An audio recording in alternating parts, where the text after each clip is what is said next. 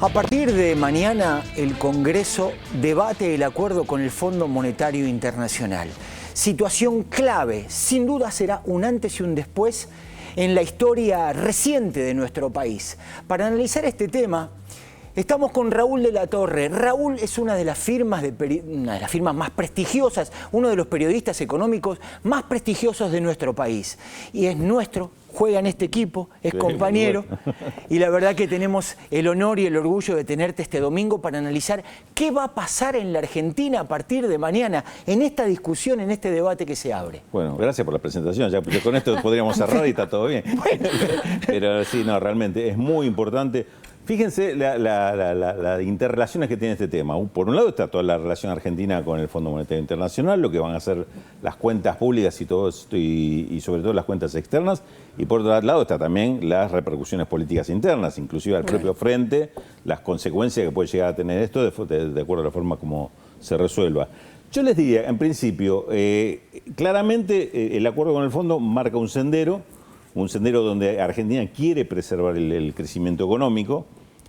Algunos inconvenientes le genera toda esta serie de compromisos, pero es un escenario que se vio absolutamente dinamitado por lo que ha pasado en el mundo en los últimos 15 días, digamos. Hablábamos más temprano, Silvia, el tema de las consecuencias económicas que está teniendo ya desde allá lejos y apenas en los primeros días en materia de precios todo el conflicto de la guerra entre Rusia y la OTAN. Y en ese panorama, en ese escenario, se da un compromiso argentino, una serie de proyecciones y demás que evidentemente pueden quedar absolutamente hecho papel picado en pocos días.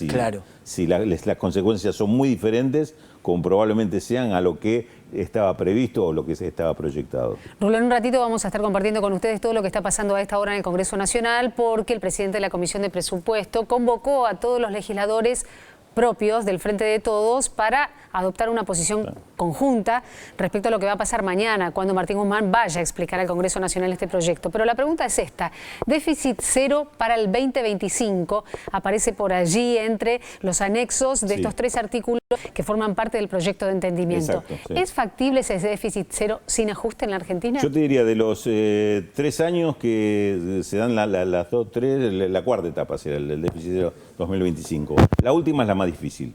Llegar a un 2,5% de déficit de este año no significaría un sacrificio muy grande, sobre todo si se logra el tema de reestructurar los subsidios de las tarifas en la forma segmentada que se está planteando. Prácticamente con eso está logrado el 2,5%. Y que la pandemia no requiera todos los recursos que requirió hasta el año pasado, obviamente. El año siguiente es del 1,9%. Ya ahí es, digamos, si ya cerraste todo esto, la perspectiva es que esto se logre con mayor recaudación si es que hay un crecimiento económico como se espera. Ahora, los 2 años siguientes, pasar del 1,9 al 0,9 y del 0,9 al 0, yo te diría que es un escenario más que complicado. Mira, yo creo que, digamos, uno ve todas las proyecciones que tiene este programa con el fondo y te diría, lo más liviano está al principio, lo más pesado está al final. Uno lo mira así y dice, si yo soy alguien que está mirando desde afuera esta negociación, digo, y acá están pensando claramente que en la mitad del camino se renegocia todo, porque si no estamos otra vez con la soga al cuello. Claro. Digamos. Y yo creo que algo de esto hay de parte del gobierno, es decir, bueno, había que liberarle las manos al gobierno para que ahora pudiera seguir adelante sin el problema que significaba el default, que era gravísimo, es un escenario gravísimo. Diga quien diga que era mejor que esto, el escenario es gravísimo, el de default. Y dentro de lo que era la negociación era lograr lo mejor posible, las manos lo más liberado posible para el gobierno para esta primera etapa y después ver cómo se sigue el resto. No había muchas condiciones para hacer una cosa diferente, ¿eh? No es como dicen bien algunos integrantes del gobierno, no es un buen acuerdo porque es un acuerdo con el fondo, es un acuerdo restrictivo. Ahora, dentro de lo que había probablemente sea lo menos malo que se podía lograr. Y aclarando que al fondo no lo trajo este gobierno, lo trajo la gestión anterior. Claramente, lo trajo la gestión anterior y quedó un compromiso absolutamente incumplible por parte de esa gestión. Y no es fácil, no es sencillo sacárselo así porque sí al fondo encima. Recordemos que Néstor Kirchner, cuando lo hizo pagándole al fondo lo que se le debía, que obviamente era una deuda pagable, pero con un antecedente también bastante cuestionable, es decir, como Domingo Cavallo con el ajustazo del año 2001 provocó esa deuda, las renegociaciones absolutamente perniciosas que se dieron en ese momento. Aquel acuerdo del fondo era casi tan cuestionable como este. No, el de 2018 le gana a todos, pero digamos, era un acuerdo igualmente cuestionable, que es la tradición del fondo, por otra parte, ¿no? El Fondo Monetario Internacional nunca es un amigo de los países que se endeuda o negocian con él. Rulo y Alfred, lo anticipamos. En el Congreso, reuniones de último momento frente a lo que va a suceder mañana. Allí está Fernando Fraquelli.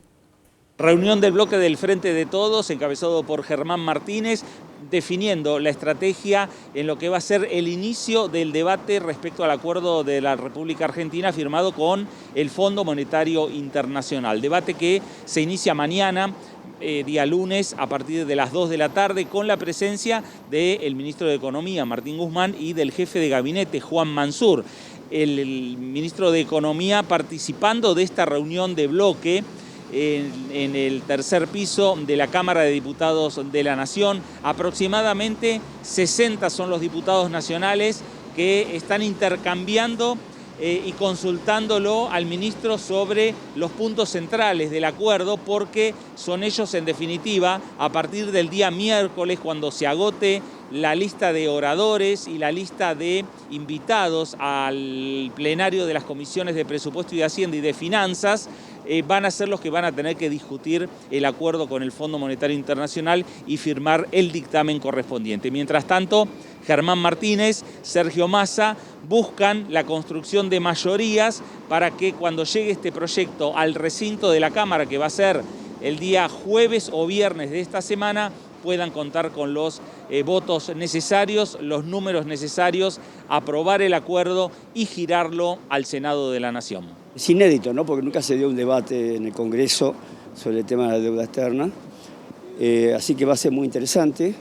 Creo que hay diferentes posiciones y es bueno eso, que haya debate y que salga, que sea de público conocimiento el debate que se va a dar. En el peor escenario, la mejor alternativa es el acuerdo que ha logrado nuestro presidente de una deuda que contrajo el gobierno de Mauricio Macri. O sea, el gobierno de Macri nos mega endeudó y hoy la única alternativa que tenemos para no caer en el default, que sería perjudicial para todo el pueblo argentino, es este acuerdo, que es el mejor acuerdo que se pudo lograr en estas circunstancias. Así que venimos a escuchar a nuestro ministro, a quien respaldamos, a quien apoyamos fuertemente, porque entendemos que fue el mejor, se logró el mejor acuerdo en el marco de las posibilidades que había para no perjudicar a nuestro pueblo.